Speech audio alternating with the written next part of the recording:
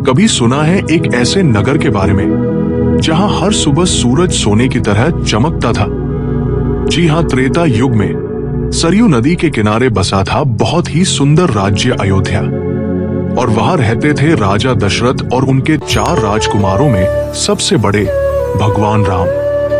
लेकिन इस स्वर्ण नगरी पर एक छाया मंडरा रही थी और एक दिन अयोध्या की किस्मत बदल गई। एक रात रानी कैके ने राजा दशरथ से 2 वचन मांगे, जिनमें उन्होंने राम का 14 साल का वनवास और भरत का राज्याभिषेक मांगा।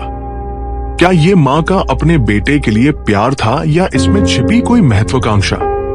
पर राजकुमार राम ने अपने पिता के वचन की रक्षा के लिए मुस्कुराकर वनवास स्वीकार किया और उनके साथ सीता और लक्ष्मण भी चल पड़े। राजमहल से जंगल की कुटिया तक आते आते काफी कुछ बदल गया। कंदमूल, झरनों की धुन और वन्य जीवों की संगत के साथ तीनों ने जंगल को अपना घर बना लिया और शांति से रहने लगे। लेकिन उन्हें कहा पता था कि उनकी शांति ज्यादा देर टिकने वाली नहीं थी।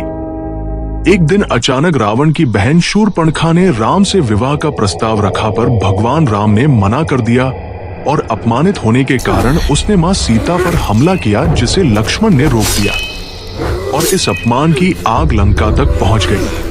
और बस फिर शुरू हुआ 10 सिर और एक ही इरादे के साथ रावण का सिर्फ राम से अपनी बहन के अपमान का बदला। रावण ने सीता का अपहरण करने की ठानी।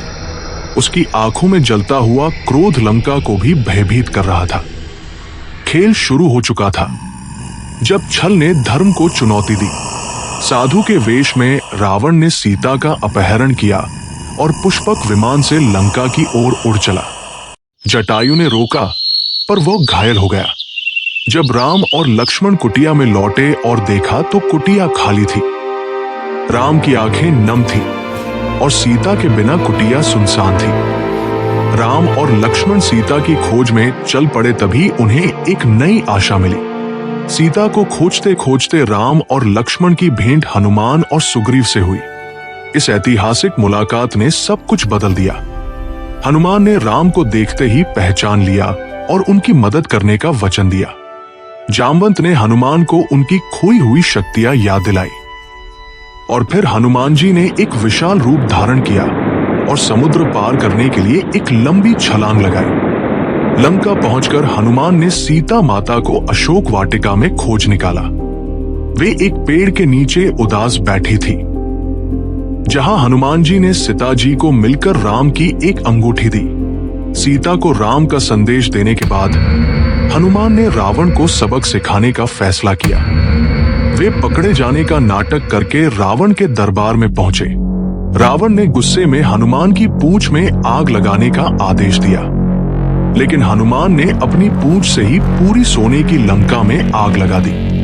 हनुमान के लौटने के बाद श्री राम ने वानर सेना के साथ समुद्र पर पुल बनाने का निर्णय लिया। नल और नील की देखरेख में सभी वानर पत्थर लाने लगे। पुल तैयार होते ही श्री राम अपनी पूरी सेना के साथ जय श्री राम का नारा लगाते हुए लंका की ओर चल पड़े। धरती कांप उठी और लंका पहुंचते ही राम और रावण की सेनाओं के बीच एक भयानक युद्ध छिड़ गया। युद्ध के दौरान रावण के पुत्र मेघनाद ने अपनी शक्तियों से लक्ष्मण को घायल कर दिया। लक्ष्मण मूर्छित होकर गिर पड़े। लक्ष्मण के प्राण बचाने के लिए हनुमान जी हिमालय की चोटी से सूर्योदय से पहले संजीवनी बूटी लाने के लिए पूरा का पूरा पहाड़ ही उठा लाए। लक्ष्मण की सांसें लौट आई। बस फिर क्या था अंत में? भगवान राम और रावण का आमना सामना हुआ। राम ने देवी देवताओं द्वारा दिए गए एक दिव्य बाण से रावण की नाभि पर प्रहार किया। इस तरह भगवान राम ने रावण का अंत करके बुराई पर अच्छाई की जीत हासिल की।